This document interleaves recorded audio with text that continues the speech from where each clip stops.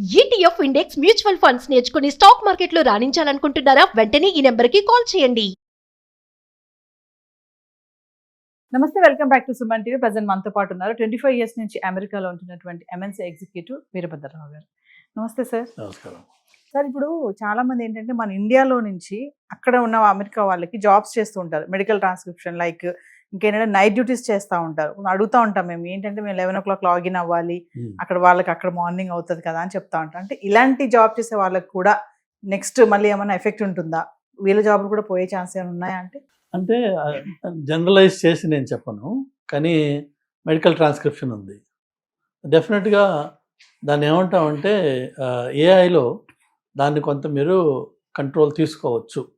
Okay. అంటే ఏఐకి structured data, semi structured data and unstructured data అని డేటాలో 3 రకాలు ఉంటాయి.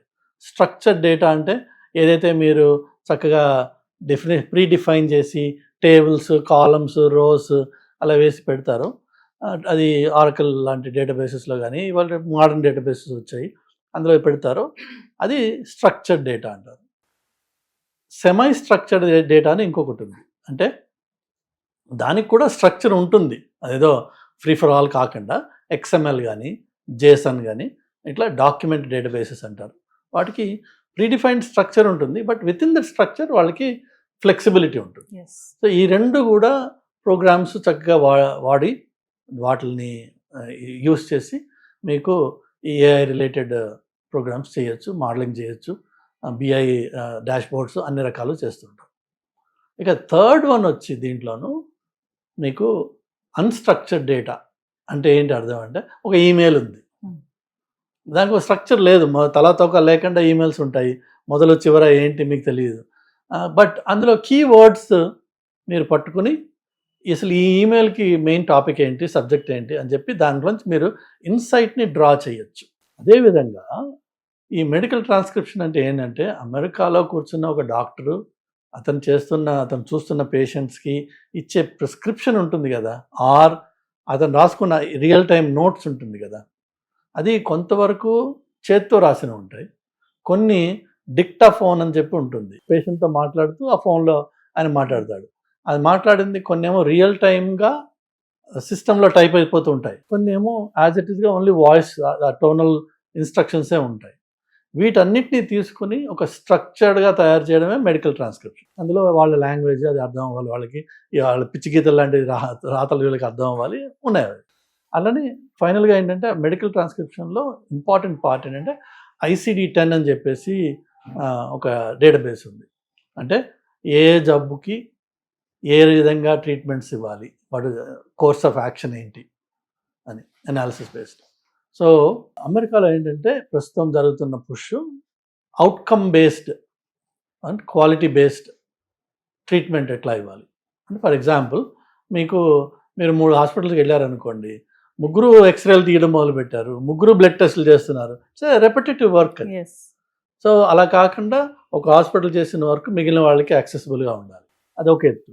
ఇంకోటి వచ్చేసి ఈ లెట్సే ఎవరికన్నా ఒక క్యాన్సర్ డయాగ్నోసిస్ వచ్చింది, క్యాన్సర్ అన్న మాట ఒకటే వాడకూడదు మనం, ఎందుకంటే క్యాన్సర్లో ఒక 100 రకాలు ఉన్నాయి.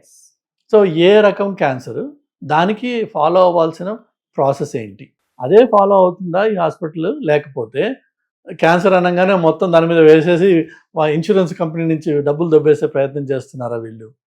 ఇలాగా కొన్ని గైడ్లైన్స్, ఫ్రేమ్వర్క్స్, రికమెండేషన్స్ ఉన్నాయన్నమాట. అవి ఫాలో చేస్తేనే వాటికే ఇన్సూరెన్స్ అప్రూవ్ చేస్తుంది, వాటికే ఇన్సూరెన్స్ డబ్బులు ఇస్తుంది. ఇష్టం వచ్చినవి చేశాడు అనుకోండి, ఇన్సూరెన్స్ కంపెనీ డిక్లైన్ అంటుంది. కానీ అఫ్కోర్స్ అలా డిక్లైన్ చేసినందుకు వాడిని మాన్స్టర్గా చూస్తారు, కానీ వాళ్ళు అన్ని ప్రీసెట్ గైడ్లైన్స్ ఉంటాయి. ఇవన్నీ వీటికి బ్యాక్ ఆఫీస్గా సపోర్ట్ చేసేవాళ్ళే ఈ అర్ధరాత్రులు అపరాత్రులు పనిచేసేవాళ్ళు. వాళ్ళు ఉన్నటువంటి ఉద్యోగాలు పోతాయంటే most likely పోకపోవచ్చు.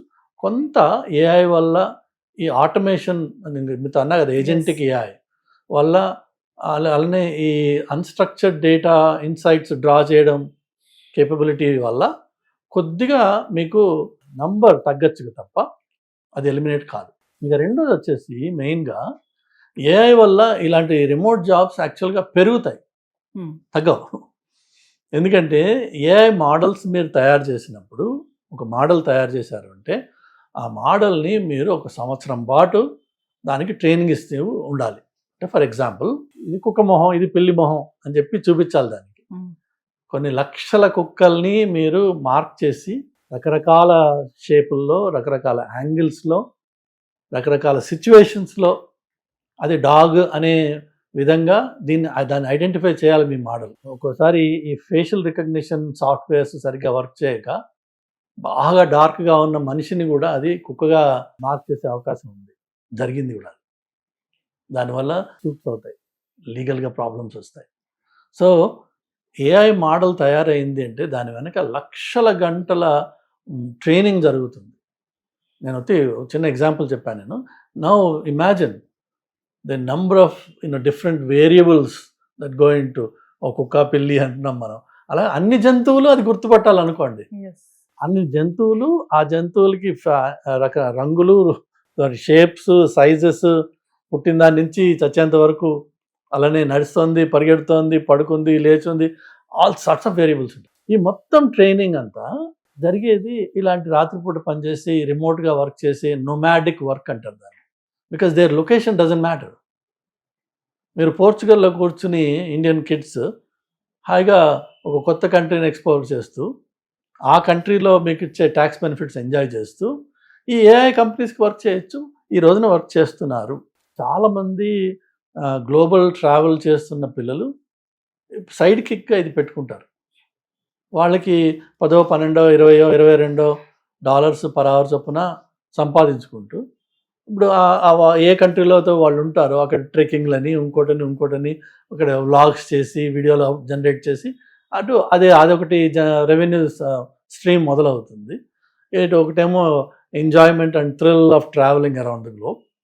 Then of course you also have this AI data related experience. సో ఒక విధంగా చూస్తే మీకు ఏఐ వల్ల ఈ రిమోట్ ఉద్యోగాలు పెరుగుతాయి.